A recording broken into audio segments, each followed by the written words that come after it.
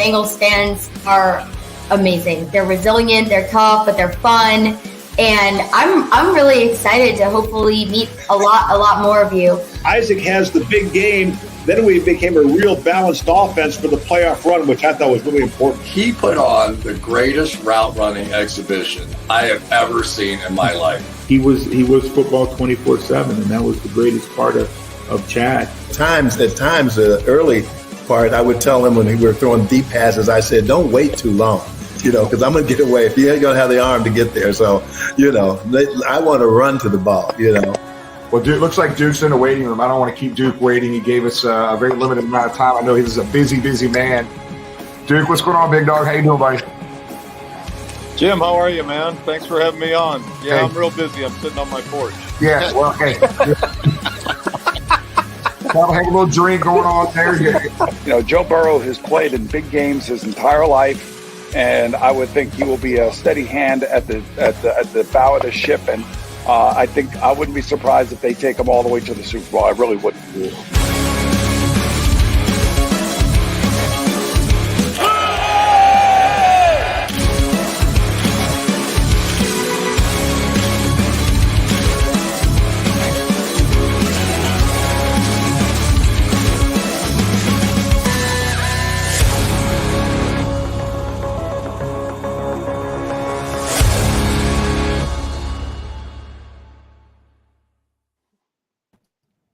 Live from the Betfred Studios in Greater Cincinnati, it's Bengal Jim and Friends, brought to you by Gold Star Chili. And without further ado, here's Jimmy.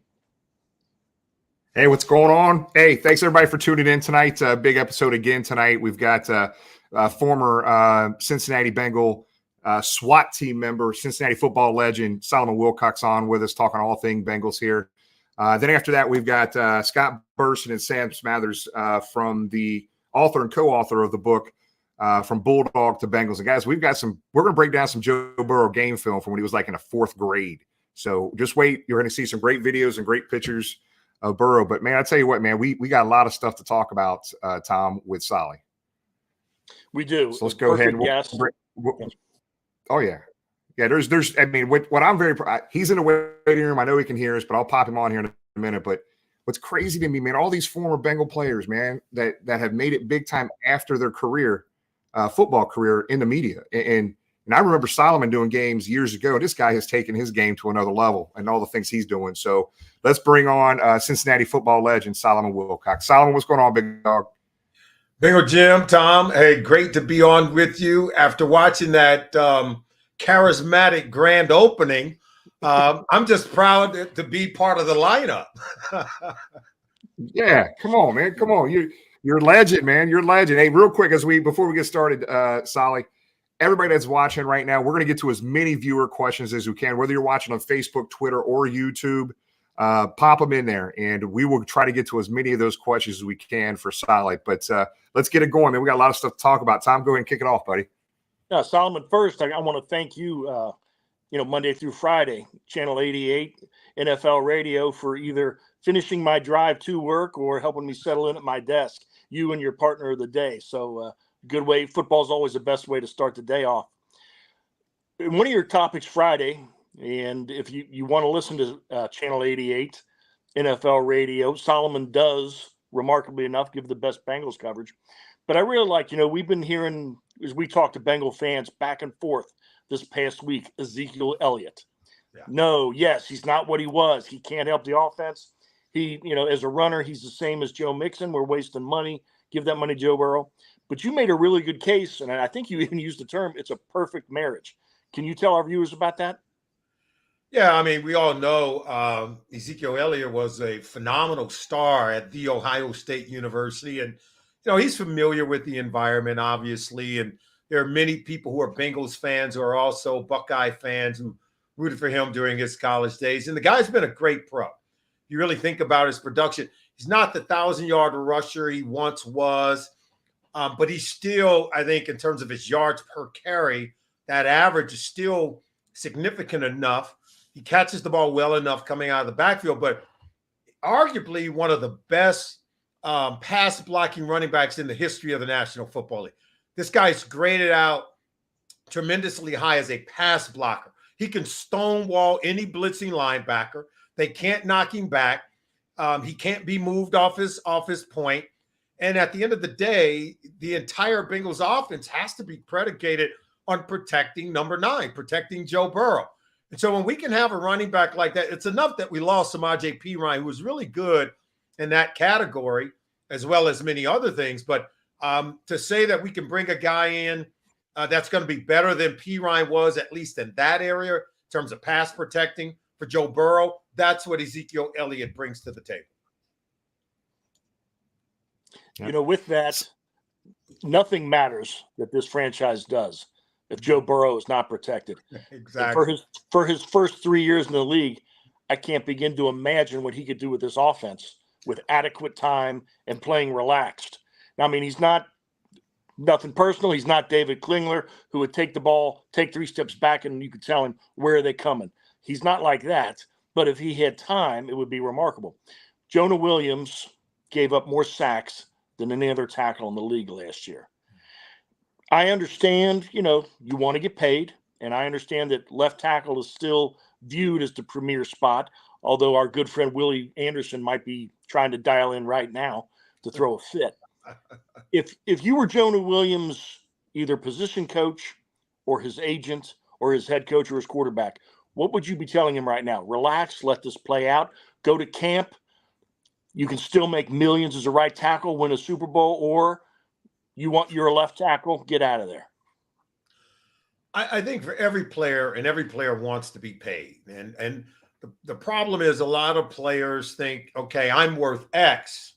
The market says you're worth Y. Sometimes that lines up for players, and they're hitting the sweet spot.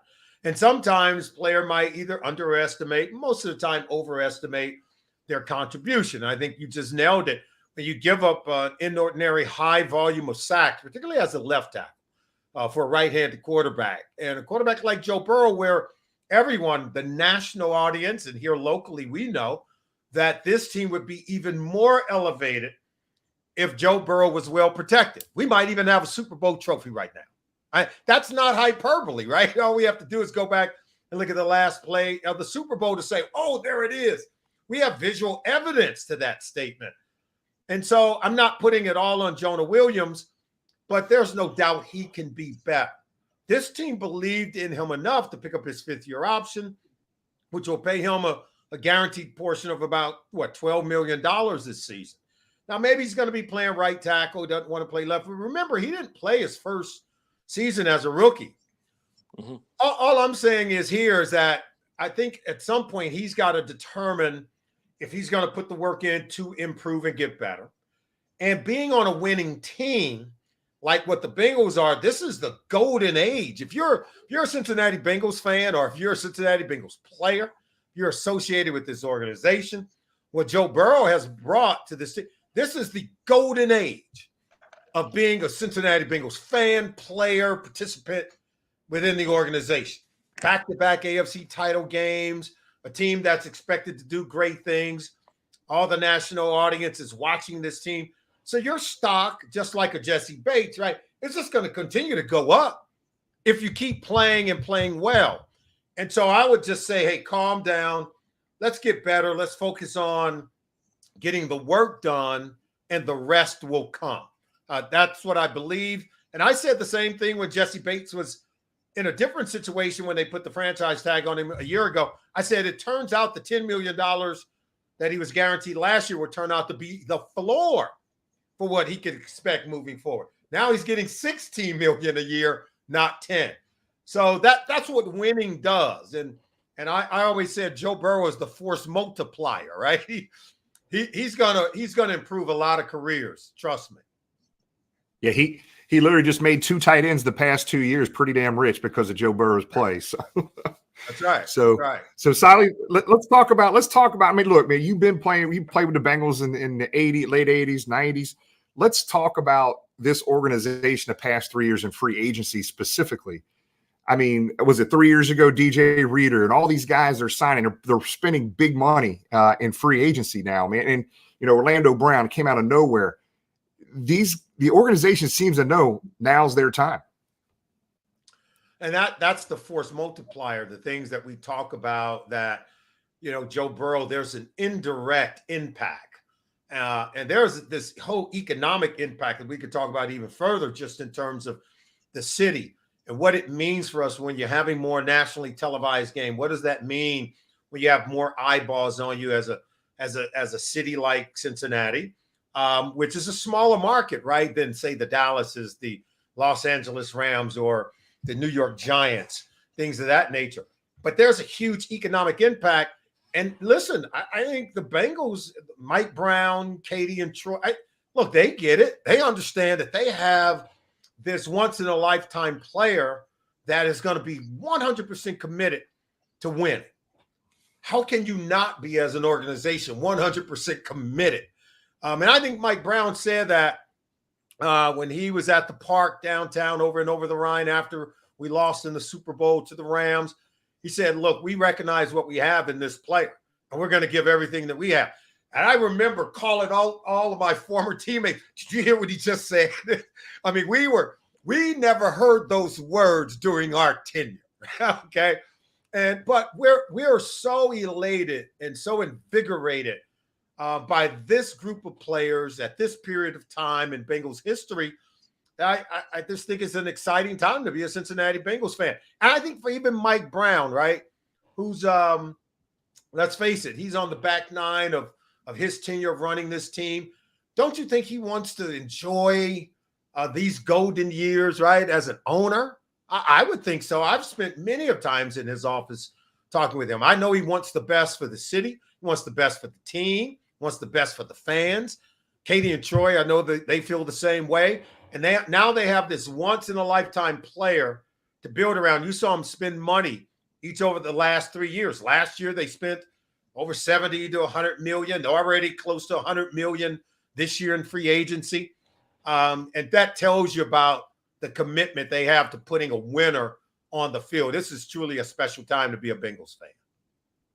Absolutely, Sally. I'm with you on that. So, Tom, go ahead and fire another one. I'm going to go to some viewer questions after that. I was just going to build on that a little bit. Sally, I know you came here in 1987, and I've lived here my whole life. There is nothing, no business accomplishment, no political accomplishment, no, whatever we're doing, Summerfest, anything else.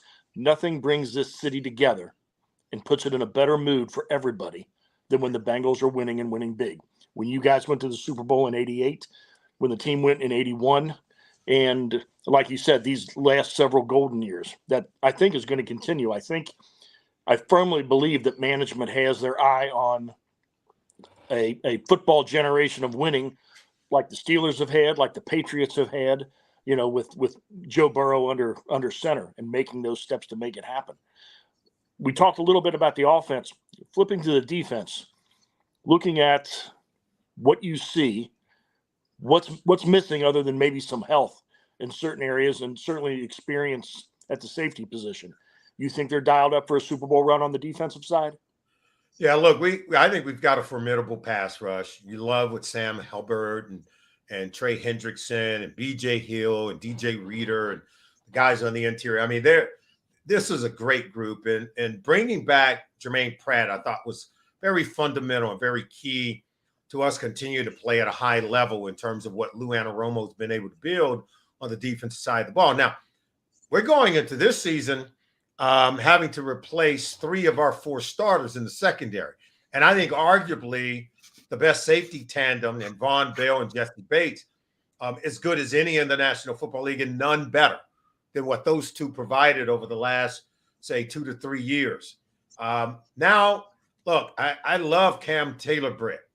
This guy's phenomenal, and I think he'll continue to get better, right? He's a young player. So when you're young, you're learning on the job. But he dove in there after missing most of training camp, early part of the season. You love his physicality.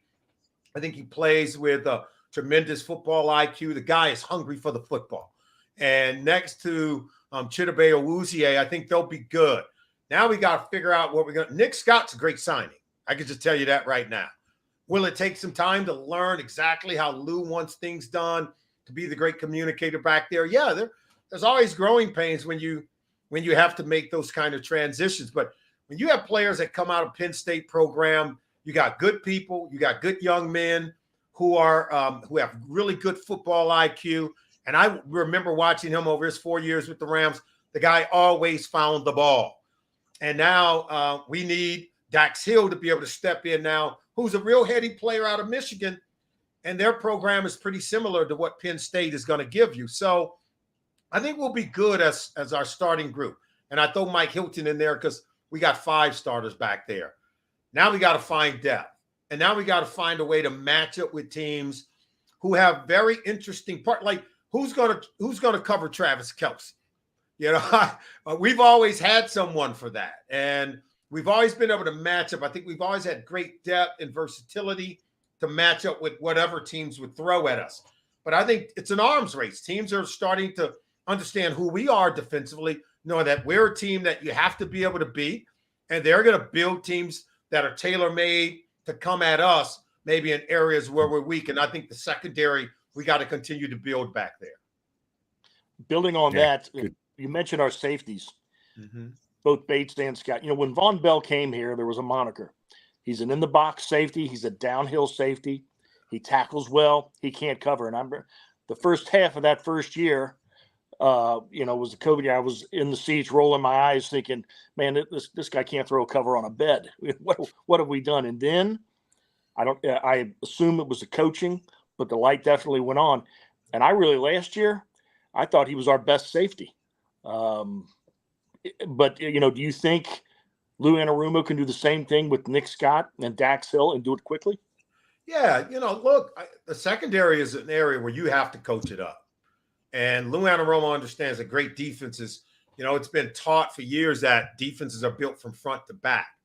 Well, the league has changed. Our game has changed. Great defenses now are built from back to front.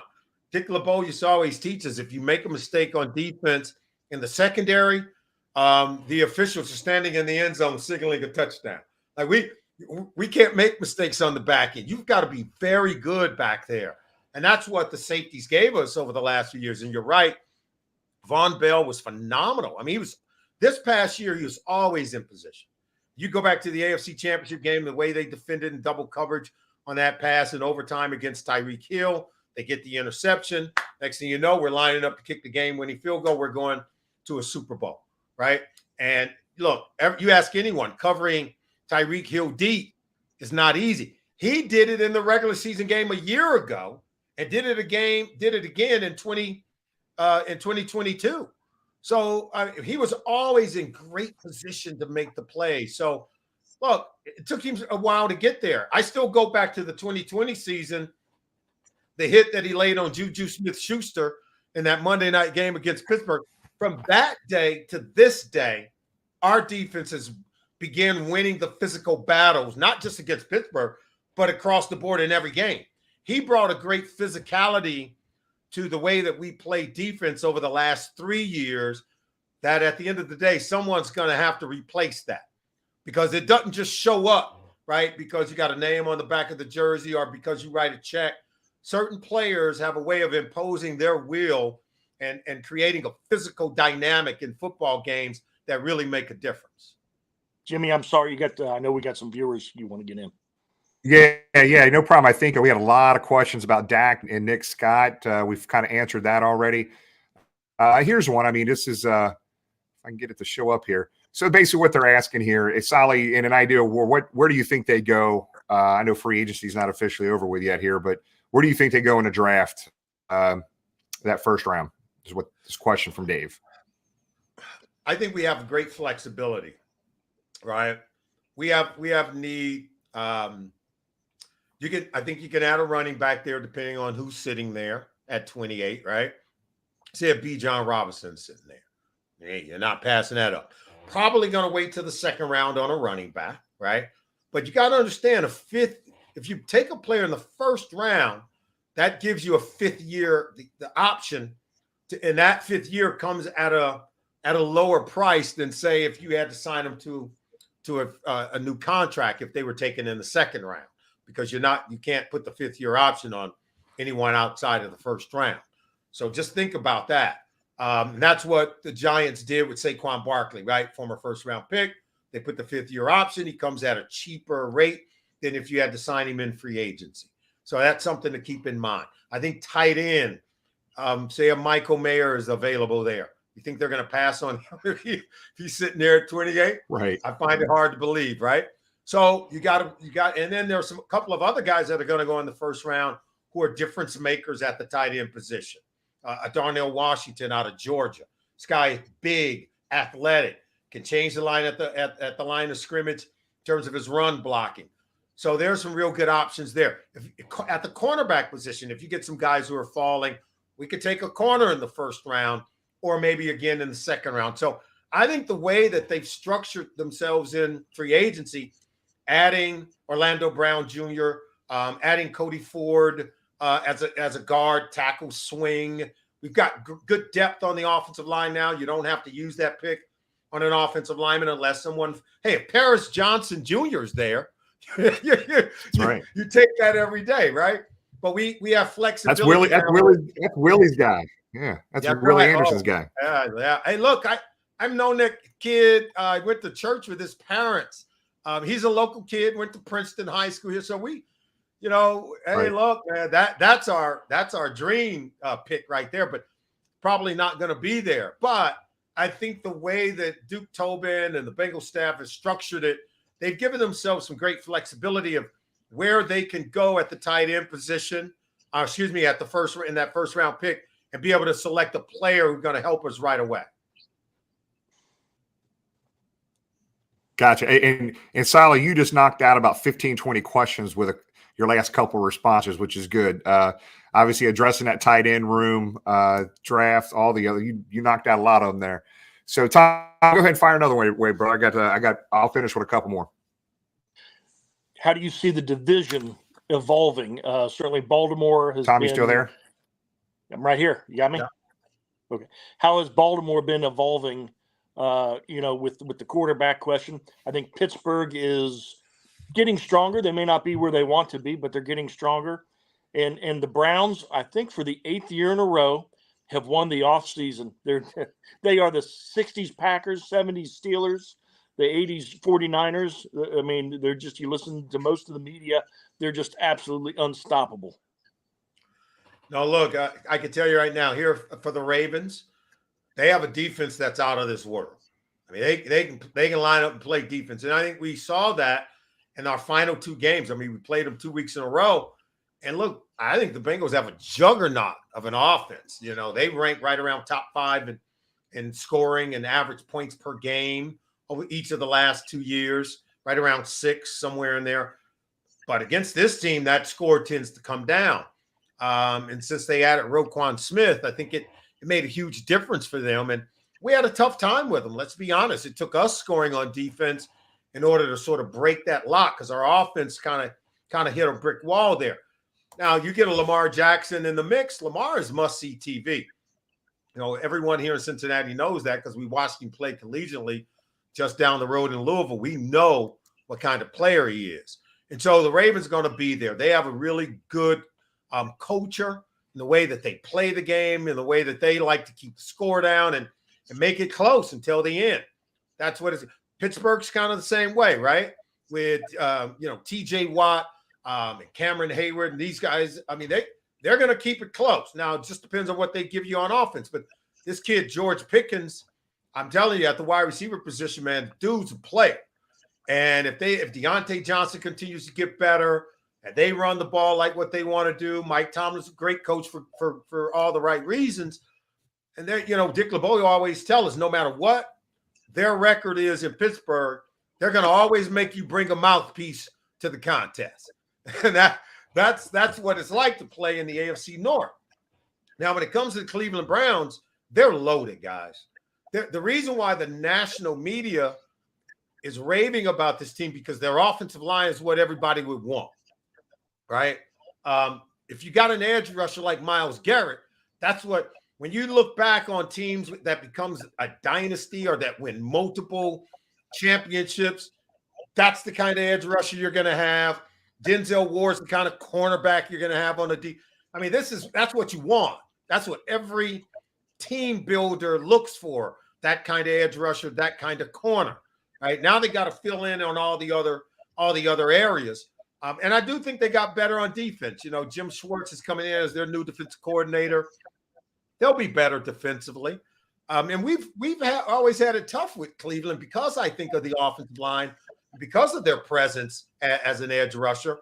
And the secondary is pretty good. They got 2 first-round picks at corner and Greg Newsome as well as Denzel Ward. So it's going to be a race. These games, remember, I think the Browns were 7-10 a year ago, 7-10, and Deshaun Watson didn't even get warm. So no, it's this division once again. But see that's what I say to people about the Bengals. That tells you how good we are, that we won this division each of the last 2 years. But that's why we went all the way to the AFC Championship game. By the time you run through the AFC North, everyone else better get ready. That's just what it's like. And I tell Bengals fans, don't get bogged down when we barely win games on Sunday, week 5, 6, 7, 8, because this league comes down to final possessions, final drives, final quarters. You ain't running away from anybody. There ain't no homecoming games, right? When you look at our schedule. And now that we have this first place schedule every year, it's going to be a who's who every single year. Just get used to that. And I think Joe Burrow has let us know that. We're going to be doing this every year. So just buckle up, get ready. They're all going to be exciting, and they're all going to come down to the final minutes. Yeah. That's all solid. Look, it means so much you being with us. I do want to follow up on one more question, and we're right at our time. But, man, I tell you what, it was so cool for fans to see you and the rest of the SWAT team in town. I think you guys were ruler of the jungle. I know you came down to the tailgate. Tell us about that special night, man, what that meant to you, man, because I can't imagine. I never asked you this question, but I'd like you to share with all of our viewers right now what that night meant to you, because I thought it was awesome. Well, as you well know, Bingo Jim, look, for years after I was done playing, I was always working. I'm always, and I think Chris and Boomer, I think we all kind of walk the same walk. When we're at games, we're usually working. We're either on a sideline or in a broadcast booth, and I'm even going all the way back to my high school days. I'm every single weekend in the fall, I'm either playing in a game, working at a game. I'm covered, and that's been my life for some 40 years, for crying out loud, and going back even further than that. And so to come to the Monday night game when we were ruler of the jungles, it was for the Monday night game for the Buffalo Bills. We were excited. We got to come down to the tailgate that you were having, and we spoke to the fans. And I just remember telling everyone, let's make this stadium as loud as we can make it. I was expecting this bomb to go off, this burst of energy that Bengals fans it's been pent up, right, since the 90s, right? You and I both know that. And I just knew it was going to be a special night. I knew it was just going to be something that this country had never seen before coming out of Cincinnati, that it was going to represent this new day, a new era for Cincinnati Bengals football. And the way that game began and the way that the Bengals fans showed up at the stadium that night, man, I'm telling you, I just had goosebumps. And then obviously the Damar Hamlin injury, and that just I just felt it robbed us of a very special moment, right? And I'm not taking anything away from the events of that night, because it was a life or death moment. But the prayers of people here in Cincinnati and the way that we all came together, I think it revealed us in an entirely different way than I had expected. Not just representing our team with this euphoric energy, but then the way that we rally from, Jeff Ruby and all the people at Ruby's Steakhouse feeding the family of Damar Hamlin, and the way that our alumni chapter, the NFL Players Association, and our retired chapter players who still live in this area came to the hospital to provide them with anything that they needed, to make sure they had things that they needed to be comfortable. And the way that the city showed up in that way, I think spoke more volume than what I had planned for us to exhibit in that game, in terms of being just fans who cheered for our team and rooted them on. I think it showed the class of this city and the people who live here and what we're all about. And I think we grew that night. I think everyone recognized us differently than maybe what their perceptions had shown previously. So turned out to be a proud moment to be a Cincinnati Bengal in more ways than one. Yeah. Yeah, I think Tom and I have talked about this ad nauseum during that time frame. I've never been more proud of Bengal fans. That night was amazing. The way there wasn't a ton of Bills fans there, but the way people were going out of the way, hunting down Bills fans and giving them hugs, and the vigil they did across the street from the hospital. This was bigger than football, man. But I agree with you, Sal. It gives me goosebumps as you talked about, because your energy changed, man, when you started talking about this that night, man, how it all started and how crazy it was. It was Tom and I have been season ticket holders since the 70s, early 80s. Tom been there with his dad for many, many years, but I have never, ever seen a start of a football game that electric in Cincinnati. Not just in Cincinnati, but I've traveled all over the country, Solomon. I travel all over the country. I've been to 28 I'm 29 football cities. That game was special that night. I can just picture it in my head right now. It was a very special moment for sure. That's what the jungle is all about. It reminded me of those games when we played in the late 80s, right? When we would close the door in that stadium, it was just this circular sort of, stadium. And you remember the way the noise would just rise up in that stadium. In 88, I think we were 8-0 in home games that year. We never lost at home, including, we ended up being 10-0 at home if you counted the playoff games. When a team came in there, man, they had no shot. So that's what we felt like that night. The Bills, great team, you respect them. We felt like they had no shot, right? And so we want to carry that energy into 2023. Make sure every home game this upcoming season is that way for the Bengals. Yeah, I'm with you. So, Silent, before you get off here, tell everybody what you got going on now, your pod. Just talk about where they can find you, buddy. Well, look, yeah, we stay busy, and we begin each and every morning on Sirius XM NFL Radio Channel 88. I'm the host of the opening drive from 7 to 10 a.m. Eastern time. So don't forget to join us there. And then, of course, on Believe in Bengals, it's the Believe in Bengal podcast. And, of course, look, we've had the last 2 episodes and the next 2. So 4 straight episodes where we're sort of previewing and telling everyone about this wonderful book. It's called From Bulldog to Bengal, and it's written by Scott Burson and Sam Smather, 2 wonderful people from Athens, Ohio. Of course, Sam Smathers was Joe Burrows' first ever football coach, right? This guy brought back youth football to Athens, Ohio. Joe Burrow came through that program. It tells a wonderful story about Joe Burrow and all those wonderful kids that came through that program. And it tells his story from Bulldog to Bengal. And so we're going to highlight that book on 4 straight episodes. We already have done 2. Tomorrow, we're going to have Jimmy Burrow on the show. So we're looking forward to recording that. And it's all thing Bengals, right? And we talk about the draft. We talk about free agency. And, of course, during the season, you can catch us on Valley Sports Ohio, where we simulcast there as well. So we continue to be busy. But nothing's more important than what's happening with the Bengals right now. Yes, sir. And Solid, we tune in. We always watch and keep up with you, brother, just like thousands of other Bengal fans. We appreciate you, man, representing Hoot A Nation on a very professional level across the country. We love you, buddy. Thanks again for being with us. Well, thank you guys for having me. We greatly appreciate you. Enjoy the evening. Hoot A. Happy Easter. All right, Hoot A, buddy. Hoot A, baby. Yeah. All right. Bye-bye. See, that's what you love, man. You got a former player there. You got a former player, Tom, who freaking loves the Cincinnati Bengals and has a passion around it.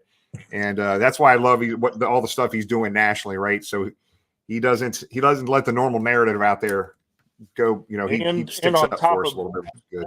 Being a great guy, a great player, a fair broadcaster, and a great broadcaster, he did a perfect intro for our next guests. He did. And actually, before I bring him on, I'm going to cut and paste in our chat areas on Facebook and YouTube how to buy this book. So you're going to be able to buy this book, pre-order it right now. I think we'll be able to get those books in sometime in April. So we're going to bring on Scott and Sam right now, the authors From Bulldogs to Bengals. Scott, what's going on, buddy? How we doing? I don't know if Solomon plays golf, but he teed that up pretty well, didn't he? We didn't have to pay for that at all, man. Shit. Yeah. Sam, what's going on, buddy? How you doing? Hey, very well. Thank you for having us, Bengal Jim and Tom. I appreciate it. Scott, how you doing, Great sir? to have you. Yeah, doing great. Hey, Sam, we're gonna in a little bit. We're gonna break down Joe Burrow game film. I got some game film. I'm sure you haven't seen in a while, so I need you to. You're gonna help us break. It'll be the first ever live breakdown of Joe Burrow's game film live right now for everybody to see. So we're gonna have some fun with that. But Scott, so Scott is the author of the book Bulldog to Bengals. Sam Smathers is the co-author and Joe Burrow's youth football coach. There's some great stories here, guys. I don't even know where to start, but I'll kick it off to you, Scott. Can you help people understand that are watching right now the why behind the book, how it started, and where it's at today? Yeah, so I grew up in Athens, and I'm a 1980 Athens High School graduate. So I care very much about my hometown. I live in Indiana now. I'm a professor, but I have a sports writing background. My dad actually organized Saturday morning youth tackle football in 1964. He was the first city recreation director in Athens. It went away for a little while. There were some people that had some concerns about head injuries. But Sam, the man here, kind of spearheaded a movement to help bring it back, and he became the commissioner of the entire league in Southeast Ohio, and he can talk more about that. But he coached a lot of guys and young ladies going through the program, and Joe Burrow was one of those. Yeah. Well, Sam, let's kick into a little bit. I guess first of all, talk about the book, you guys, where they can get it, when it's due out. I know pre-order is going on right now, guys. Yeah, so I'll pick up on that a little bit more. They can get it at orangefraser.com. So that's orange, FRAZER.com. And that's a publishing company out of Wilmington, Ohio. And they've published a lot of Bengals books, Reds books, Buckeyes books. So they've got a lot of history there. So you can pre-order it there. Should be out in the middle of April. So I kind of had this idea of writing a book that would feature some prominent Athens High School graduates, and Joe would be in the sports lane. And then we've had some other really phenomenal people. Atul Gawande, best-selling author. He's a surgeon. He's in the Biden administration now. Maya Lin, she is the designer of the Vietnam Veterans War Memorial. She designed that when she was an undergrad at Yale. And also another guy who was really interesting, his name is Bill Greer, but he traveled around with a lot of rock bands for a while, and he did security, and he managed Ozzy Osbourne. So we've had a lot of interesting people at Athens High School, and I was thinking it'd be really cool to have a book of 7 or 8 people that have done these interesting things. But I went back to Athens, I guess it was about a year. It was a year ago at this time in March, and I started interviewing people. And I started talking to people about Joe, and I realized, man, I've got so many great stories. We could write an entire book on Joe Burrow right now, and it could be a celebration of his first 25 years. And I swung around, and I met with Sam there in the dog pound. We'll talk about the dog pound. He's in the dog pound right now. And we sat and we talked about Joey a little bit, but we spent an hour and a half, and we talked about all sorts of things. We had great chemistry. And I thought, it'd be great just to co-author this with Sam. And one thing led to another, and here we are. Sam, so guys, it sounds like pre-sales going pretty damn good with the book. Yeah, from what I see and what Scott was sending me stuff, it looks like it's Amazon's bestseller from what I hear, and so it's pretty awesome. There's a lot of books on Amazon, but in terms of new releases, and of course it's not out yet, but should be out in April. In terms of new releases, it's number 1 in football new releases on Amazon. So we're very, very humbled by that, very thankful for that. Yeah. Very, very cool. Very cool. So guys, everybody that's watching and viewing right now, throw in some questions in the chat area, wherever you're watching, Facebook, Twitter, or YouTube. Type in some questions. We'll throw them out to Coach Sam and Scott here in a little bit. I guess, Sam, let's talk about, again, you guys can take this wherever you want, but I've got a bunch of pictures here, and I've got a video of some plays from Joe. But let's just talk about Joe outside of football a little bit, Joe. It sounded like he was a pretty damn good athlete, pretty good baseball and basketball player as well, correct? Oh yeah. He came here in his third grade year, maybe late second grade year. But anyway, they moved here during, I believe, baseball season when they came and started hooking up with all the local kids and the travel teams and such, and the Lerman twins and that whole group, Sam Vanderven.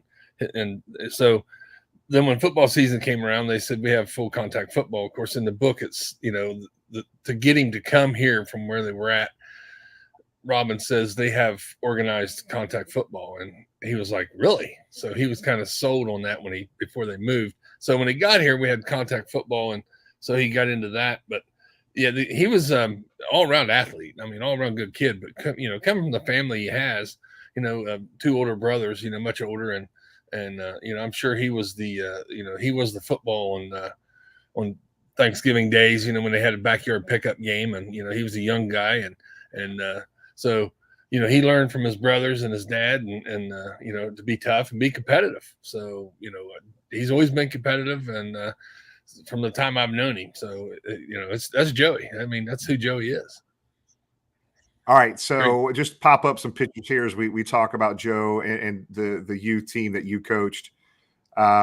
So I guess talk a little bit about Joe. I mean, did he stick out like a sore thumb? Hey, that's our quarterback. Did he play defense? What else do you have him do? No, you didn't know he was at practice. I mean, like I said, I've coached youth football for 10 years prior to him coming through. So I've seen a lot of kids come through our program. And all we were trying to do is build our program for our high school, feed our high school program. I was tired of the 90s and the lean years we had, and I live right across the street. The football field is right on the other side. So I'm right behind the scoreboard. And I've seen a lot of home games here, and I've seen a lot of lean years. And I said, where's our feeder program? So anyway, we got that going again. And but no, he was a quiet kid. I mean, you never knew he was at practice. Very competitive young man. I mean, any sprint we wanted that was going on, he had to be first. Any hitting drill we were doing, he had to, do it the best. So, and when he came through, like I said, I'd been here 10 years.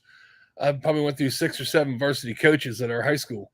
So I got to do a lot of different philosophies as far as, what we're setting up for. We ran the power I, we ran the Maryland I, we ran the wing T, we ran the pro set, So I go to the varsity coach and say, here who I am. I'm, youth football coach. We'd like to run your program. Give us the terminology. Can you sit down with our coaches? Sure. Come on in.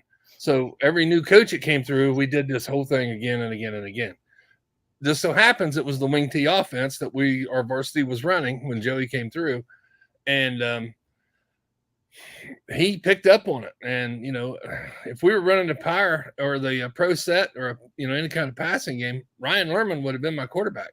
I mean, he was a much taller kid, had threw the ball better at that time. And he could run just as fast as anybody. But I didn't need a quarterback that could run. I needed a quarterback that could orchestrate the offense and do the handoff and the double handoff and understand the plays and equate that to on the field situations. So, and Joey at the time was the smartest one that I had with his IQ. Like I said, not knowing who he was or his dad or anybody that was, just learning from practices that he stood out that way. And so as time went on, I found out who his dad was and defensive coordinator at OU. And I'm like, oh, well, that kind of all makes sense now. His football IQ a little bit higher than everybody else's. And then, so, but growing up through the program, we had another coaching change his 5th grade year, and we went back to a pro set. And I said, all right, here, we're going to do this. And we ran a wing and shoot offense at the end in 4th grade. And one picture you had was in the championship Super Bowl, the Super Bowl of the 2 leagues, that game right there. That was between the Sheridan Generals up in the MVL League against us at Peden Stadium. And I gave him full carte blanche on that game I say, hey, we're champions of our league. They can't ever take it away from us. What do you guys want to run? And they said, what? I said, well, you can run whatever you want. And okay, so we was getting into the passing game at that time. That was the championship game against Nelsonville York. But we were getting into passing the ball with the wing and shoot with the Lerman twins, and they all wanted to throw the football. So all week in practice before the Super Bowl, we worked on what they wanted to do. And go out there in the first half, and we're losing 14-0. And they're all bummed and down on themselves at halftime. And went, hey, we tried it. What you guys want to do? Let's go back and run the wing tee and see what we can do. We shut them out in the second half, but we could not score enough. We lost 14-12. But I let them do what they wanted to do. That's what you do in youth football. You keep kids happy. You get them playing time. You make it exciting. You make it fun. Hey, Sam. So I coached in Coleraine youth football for 20 years, so kind of feeding that program. But I remember, coaching kids that age. It was always, sometimes it was competitive, but after that game's over with, they wanted a snack of some kind, right? They wanted to go get an ice cream or something. What was Joey's go-to there, man? Come on, you got to remember that. During practice, or we'd have the ice cream truck. I knew the guy that ran the Larry's Doghouse down here, and I'd say, hey, can you buy like 7:30-ish, drive by the practice field over here? And they go, sure. And I'd say, hey, look, guys, there's the ice cream truck. We might as well quit practice half hour early and have some ice cream. And we'd buy the ice cream. Parents would get That's a hell of a coach. Yeah, and have a treat. Funny. Hey, Jim, can I jump in for a second? Funny. Yeah, go ahead, Scott. Yeah, I just, I interviewed, can't remember if I said this already, but I interviewed close to 60 people in Athens County when I was doing my research. And of course, the subtitle for this book is The Joe Burrows Story Through the Eyes of His Hometown. And so I interviewed close to 60 people. And what I got consistently was Joe or Coach Sam was phenomenal as a youth coach. He's old school. I mean, he was tough, and he would make them listen. He would make them do their homework. If they weren't doing their homework, they couldn't get on the practice field. If they didn't come to practice, they would miss a quarter. I mean, he was old school when it came to that. But I remember some of his former players, who did play in high school too. They said, yeah, he was tough, but he was very nurturing. And we loved playing for Coach Sam. They just absolutely love him. So I just want to throw that in. Well, I mean, when you cut football practice short half an hour for ice cream truck, I would love to play with this man. Come on. That's good stuff. Tom, I'm sorry. I know you had something too, buddy. Sorry. I want to ask these guys, certainly here in Cincinnati, our two biggest figures as a quarterback have been Ken Anderson, who should be in the Hall of Fame, and Boomer Esiason, who was an incredible quarterback and Bengal legend. Joe is known for his leadership, just as the two of those guys were. They were very contrasting personalities, though.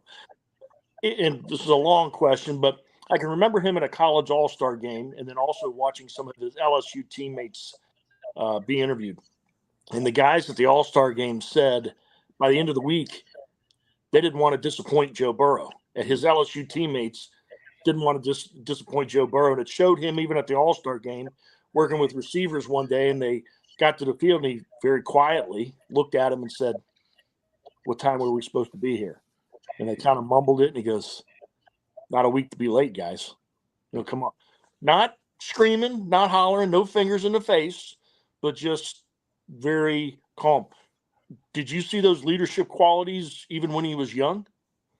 Oh, definitely. Oh, most definitely. And I get asked that many, many, many times. He led by example. Like I said, in the drills, he'd be first, but he would not show anybody up. He would hit, and he would not, overhit, but he would lead by example. We needed a play, he would make it happen. We'd call a play on the field, and he would make it happen, and he'd make sure everybody did their job in that huddle. And he was the coach on the field, that even in that group at that age, 3rd through 6th grade. And by the time he was in 6th grade, I knew his leadership skills was way above anything I've ever seen for a youth football kid. So it's amazing. And that's when I knew. That's when I seen it. I mean, not seen it, but I seen what we could become if these 12, 13 kids stayed together from 3rd grade through high school, how good our high school team was going to be. I seen that. Now, beyond that, nobody could see that. I'm not going to lie to you. I'm not going to sit there and say I could, because I couldn't. But I knew how good we were going to be in high school with that group of kids and Joe at the helm. Yeah, can I jump in? Please. In response to that too. So again, one of the people I really enjoyed speaking to multiple times as I was doing research was Zakiah Soltzman. Zakiah is one of Joe's best friends, goes all the way back to the early years in high school. Zakiah never played for you, Sam. I think he started playing in middle school, right? Football in middle school. But by the time he was a senior, I think he rushed for over 2,000 yards, right? There's a picture right here behind me on the wall. Yeah. Well, and these pictures I have are all kids that I coach in youth football -2. And one of them is Zakiah Saltzman rushing for 2,112 yards in 10 games, and we didn't make the playoffs. But his senior year after Joey left, his junior year, he caught, I believe it was well over 1,700 yards receiving in the slot position from Joey. Yeah. And so you take a kid, and he earned him a scholarship to Georgetown. Georgetown University, yeah. So, yeah. By the way, as another quick aside, those photos were all taken by Sam's daughter, and she's the chief photographer in the book. So we need to give her a shout out. That's all right, awesome. back to my point though. all right, Coach. Yeah. Back to the point. So Zakiah and Joe are still really good friends. They still do a lot of things together and all that. But Zakiah said he thinks that Athens County is one of the reasons, Joe growing up in Athens County, this is one of the reasons why he's such a phenomenal leader in every locker room that he finds himself in. And some people might be surprised, but Athens is a fairly diverse place. Yeah, it's Appalachia and so forth. You got country folk, but you also got a university here, Ohio University, that has over 120 international countries represented on the campus. So there's a fair amount of diversity. And Zakiah said, I think Joe learned how to deal with a lot of different people, and he recognized that each person needs to be talked to differently. And he figures out, kind of how to connect with each person in the locker room and bring out the best in each person and how to talk to each person in each situation. And I think that was true in Athens. I think it's been true, at Ohio State, certainly true at LSU, and also with the Bengals. So I think Athens played a role in helping to form and shape Joe into the sort of phenomenal leader that he is today. Yeah. I guess let me get a couple. I'm sorry, guys. Again, this is our off season. We're missing a few guys, and we're trying to pull up some questions here. But trying to think, I just had one here. Graduate quotes. You guys addressed a lot of these questions here, but guys, any more questions? Type them in here. But Coach Sam, I want to throw this video up here. It's maybe, I don't know, 6 to 8 different plays from Joe when he was playing youth football for you. You can make any comments you want on these.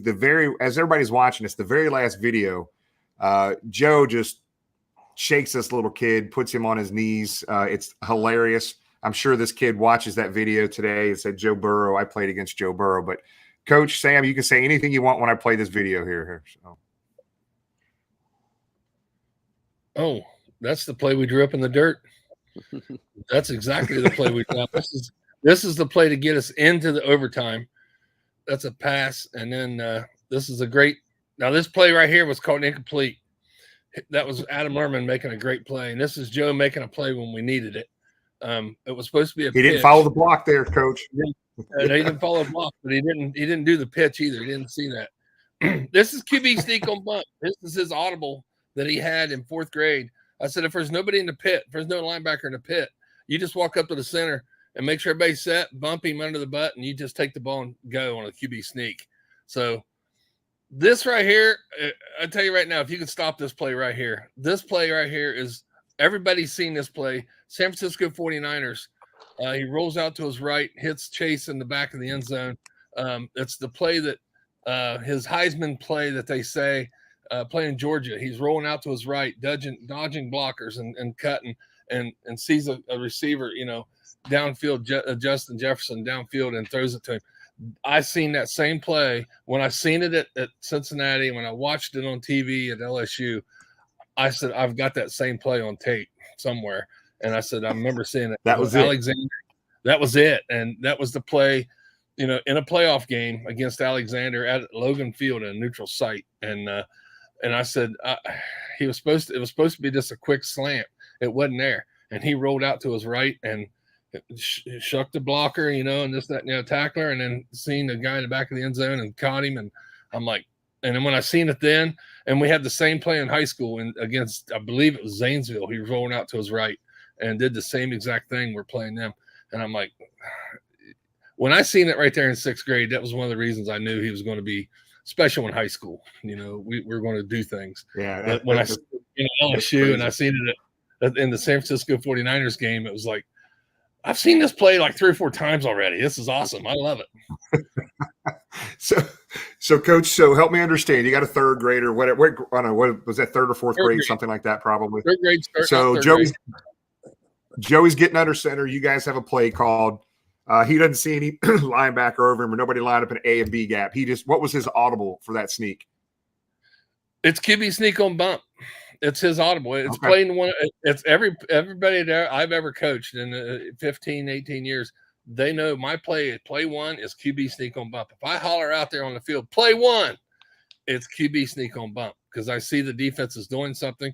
And I told it to Joe, and Joe's the only quarterback I ever coached that I didn't have to tell him to do it. He automatically seen it and boom, took off with it. And that wasn't the only time he'd done that awesome. either. So and that's that was awesome, you know, man. I love that. Those plays are awesome. Thanks for the feedback on those. So Scott, tell everybody. I mean, what surprise? Obviously, you said earlier that going into this book, it really wasn't going to be a book all about Joe. Joe was going to be the focus for the sports piece of this. But what were some of the things that opened your eyes as you went through putting this book together? You know, it was just stories. You know, I've written 4 books. I love great stories. And of course, it became fairly clear to me. I've followed Joe since high school on a granular level. So, I mean, I'm pretty familiar with the main movements in the story. But once I started talking to people in Athens County, and many of them are people that I grew up with that are part of this story. I mean, I went to high school with a guy that ended up coaching Joe, I think 400 games between basketball and baseball during his youth days. I went to high school with who's now a lady. She was a girl back then, but she's the one that got Joe addicted to caramel apple suckers. I don't know if you know that story or not, but she's the one. She told me that story. Do. Yeah, my high school basketball coach. Wait a minute, Scott. Let me stop you there about that. Yeah. So we had Jimmy Burrow on, and he was telling us about the caramel apple sucker. So Carrie and a bunch of us that we tailgate with every game, home and away, bring those caramel apple suckers. So what? Yeah, that's a fun. Did he do that in youth football too, Sam? No. That was he didn't do that. Not that I knew of. I mean, like I said, I had the same relationship I had with any other kid on my team. So it wasn't like me and him were, you know, I was a defensive coach. He's an offensive kid. And so Heath Bullock was my offensive coordinator at the time. And so we would sit here in the dog pound before practice, figure out what we're going to work on, and then go over there. And then he would go over practice with him, and I would be the head coach. I was the head coach, but I focused more on defense, and we put in what we was going to do, and I'd overseen what was happening over there. When you have, you know, that many kids, no, Scott, there was none of that stuff. No pre-game sucker or, you know, whatever. Sock on the wrong foot, inside out. So Scott, so how did that start? Make sure I heard that right. So a girl started this thing. So for Joey. Okay, yeah. So again, it's a girl that I went to high school with, who was a lady. Okay. She ended up being Robin's early morning running partner. They lived in the same neighborhood, and it was her house was where the gang would come hang out. And it was a large group of boys and girls in high school, and they would come and they would hang out in her basement. And so her daughter said, "Hey, can the gang come over today?" And she said, "Yeah, that's fine." So she went down to the Dollar General and bought some snacks. And one of them, and she saw this pack of caramel apple suckers on the shelf. She grabbed a couple of them. She said, "I haven't had these since high school." So she brought them home, and they grabbed their snacks. You know, they went down to the basement. She said 5 or 10 minutes later, she hears somebody walking up the stairs, and it's Joe. And Joe's got this sucker in his mouth. He says, "This is phenomenal. Where did you get this?"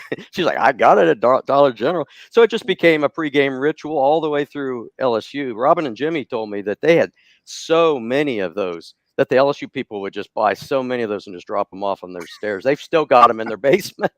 And so, but you know, stories like that, and for me personally, to be connected to people I know. And then my basketball coach, my baseball coach, he's in the story, and he knew Joe. Joe and I had the same elementary school principal, separated by 35 years. So, at any rate, I'm getting a little feedback here all of a sudden. Yeah, sorry about that. I think Tom's connection might have messed up there. So Yeah. Tom will log back in here in a minute. Sorry. Sure. So when I started hearing all these stories, like I said, I've written books. I love stories. I could begin to see that this isn't just, Joe Burrow's stats through the years. These are anecdotes, many of which nobody has heard. And so finding a way to put all the puzzle pieces together was exciting to me. And of course, Sam was a tremendous resource in that, in connecting me with people, fact checking, telling his own stories. He's got so many of them. Good stuff. Yeah. Good stuff. Let me try to get Tom back in here. I wanted him to finish with one here real quick. Yeah. No, still getting that. Hey, Tom. There you are. Oh, hey, Tom, go ahead.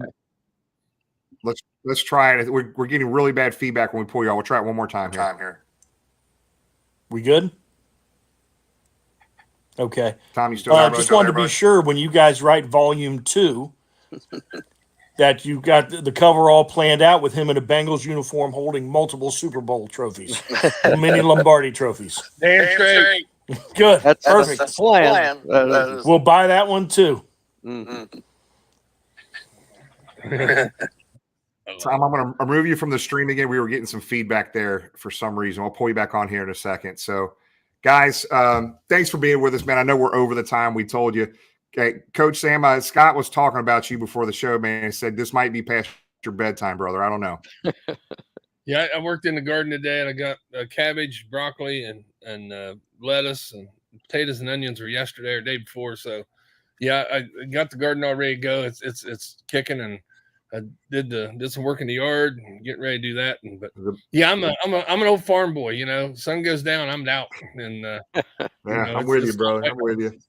I'll kick the rooster in the butt when I get up in the morning, and we'll get going again. Hey, Sam, and it means so much you being with us, and thanks for sharing some of the stories. And Scott, I'm excited for you guys for the book. We'll share that link again, and we'll do some posting on it as well, man. I'm excited to grab a copy myself and read the thing. So we appreciate you guys being here with us. It means a heck of a lot to everybody watching. And the stories you shared tonight, those are stories that people have never heard before. Go ahead, Scott. Yeah, I just want to make sure I got this in here. If there was probably two words that I would use to describe this book, the first is family and the second is hope. I think, Joe is very much a family-centered person, not only blood, but also the people that he cares deeply about in Athens County and everywhere he's been. All the people in the locker room that he's with, those are family members, not just, guys he goes to work with. So this is very much a family-centric, sort of book. But it's also about hope. His 31 seconds during the Heisman Trophy and how he's been able to give back to Athens County is just absolutely phenomenal. And now, of course, the Joe Burrow Foundation has been launched to help youth in Southern Ohio, Southeast Ohio, Cincinnati area, down in Louisiana, food insecurity and mental health issues. And there's a portion of each book that is sold that will go to the Joe Burrow Foundation. Anything else you want to add to that, Sam? No, it's exactly right. We're here to, the other day they helped out with some kids in the Cincinnati area who were on spring break, the Joe Burrow Foundation. I seen that on the news, which is awesome. They make sure they had food over their spring break. That's something that, Joe's worried, that's his big thing is, he's seen it here. He's watched it, grew up with it, and these kids in this area. And we used to take kids to practice. We used to pick them up for games. We take them home for practice. We did things to make sure kids could get to do the things that every kid needed to do. And he got to see this. And like I said, the ice cream truck coming around like that. And then certain days, we'd stop and have something on the way home. It was planned around a lot of things, and it made sure everybody got something that, well deserved and be a part of a team, part of a family, part of a brotherhood that, they can build on that. And so for the Joe Burrow Foundation and what we're doing, and that was a big thing for me is when we started this, was make sure some of this got back to that, help out what Joe wants. And so it's a great avenue for us to help out and contribute our own little way. So, but thank you, Bengal Jim and Tom. Hey, Sam, here. Thank you for coming. Yeah, one last thing for you, Sam. Look, man, I've coached for a long time as well, man. But what you did for those kids during that time that you coached them, I don't care how many Super Bowl that Joe Burrow wins, the national championship that he won, Sam, they have those memories and they talk about those things still today. What happened in third and fourth grade, the silly things they remember. They remember all that stuff, man. So we appreciate you and thank you for being part of it, because I think youth football in this country needs a lot more people just like you, brother. Appreciate you. Thank you very much. One final comment about Sam that really impressed me. It really touched my heart. I mean, Sam and I've had so many people corroborate this. Sam said, "You know what? We all love Joe, but I care just as much about that kid that I coached, back in third grade, fourth grade, who gets up every morning, doesn't let the obstacles in his life stop him. He gets up every morning, he goes to his labor job, he runs the forklift. I care just about. I'm just as proud of him as I am of Joe Burrow." And that, I think, speaks volume about Sam Smathers. Very much so. Very much so. And that's very true. I mean, I see kids all the time still call me Coach Sam, and they have kids of their own, and they're introducing me to their kids and this, that, and the other. And I may not remember their names, all of them, and I apologize for that, but I've been so many, my kids that came through. But I'm so proud to hear what they're doing, and they remember those times in football practice, and practicing in the rain. It's like, but the mudslides after the rain was over was great. They remember those little things that you got to make it fun, you got to make it enjoyable, so they'll come back tomorrow. But yeah, I'm just as proud as those kids. Thank you, Scott, for bringing that up. But yeah, I am very proud of all my kids, and Joe just happened to be the one that went here, and those kids are here also in their own world, in their own life, and what they're doing. And I'm just as proud of them being a pillar of this community and doing something and raising their own family. So yeah, I am. Thank you, Scott. That's awesome. Well, guys, we appreciate it. Thanks for being here with us tonight. Good luck on the book. We'll keep sharing the links, and I can't wait to add it to my collection, my book collection, my Bengal library. I'm looking right at the shelves right now. It will go proudly there after I read it. But thank you guys so much for being with us again. Our pleasure. Thanks so much. Who day? Who day? Who day? Thanks, guys. See ya. Who day, buddy. Great guys. You okay? You good, Tom? Yeah, man. I tell you what, man. They Coach Sam, man, touched a lot of kids' lives, man, because those kids that played with Joey that are now, 25, 27, 28 years old, those guys will never forget what they did in third, fourth, fifth grade football. Trust me, they still talk about that stuff. Oh, people that take time to coach kids and spend time with kids in youth sports do so much for them. I think later in life, it teaches teamwork, it teaches a form of discipline, and it teaches how to rely, on the guy next to you and to be there for the guy next to you. And like you said, whether you go 2-8 every year or whether you win championships, it's an important part of their lives. And hopefully, as they grow and get older and look back on it, they look at it with a smile and some of the best times of their life. Yep, 100%. Let me let's go and hit one here. See if I can get it right here. Who is this? This is your 2-minute warning.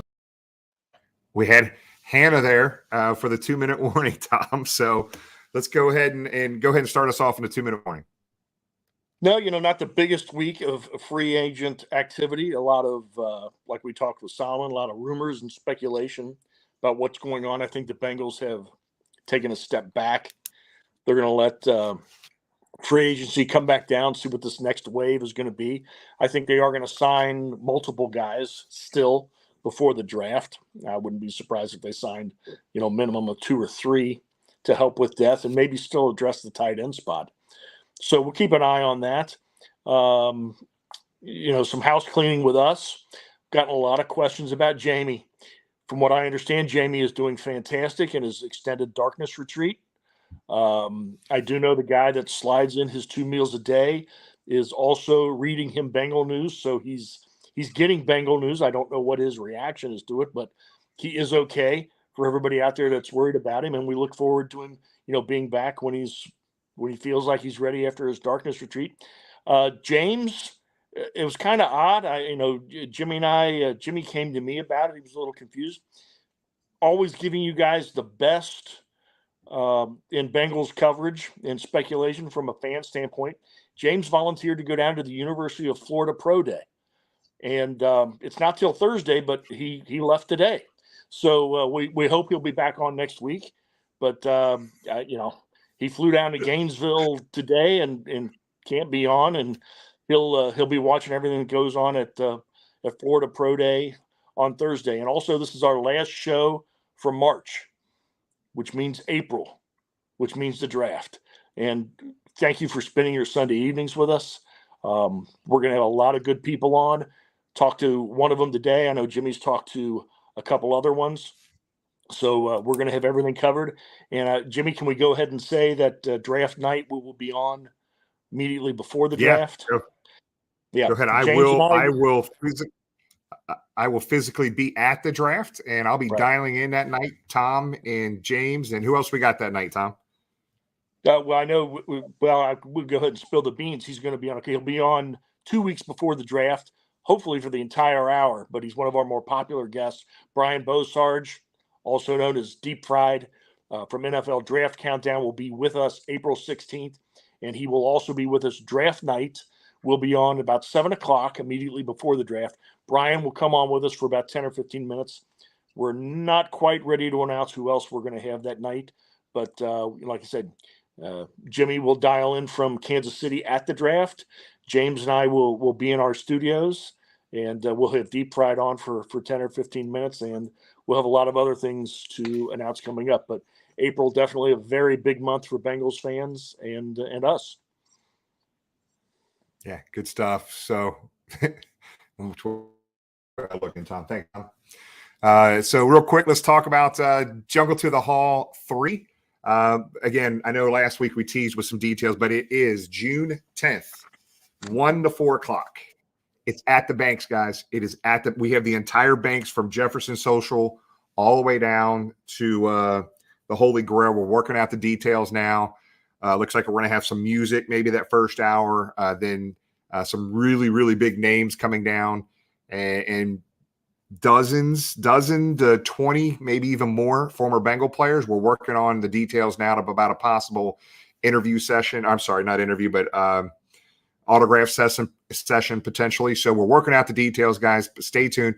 But I'm telling you, save the date. This is going to be a massive, massive event down at the Banks. That entire Banks, June 10th, will be orange and black. And that evening is Cincy Beer Fest down at TQL Stadium. So I think right after our event's over, we get packed up, we are heading over to TQL to support Craig at Cincy Beer Fest that night as well. So we're going to get Tom to hang out with us all night that night. We're getting a hotel downtown. We're getting hotels.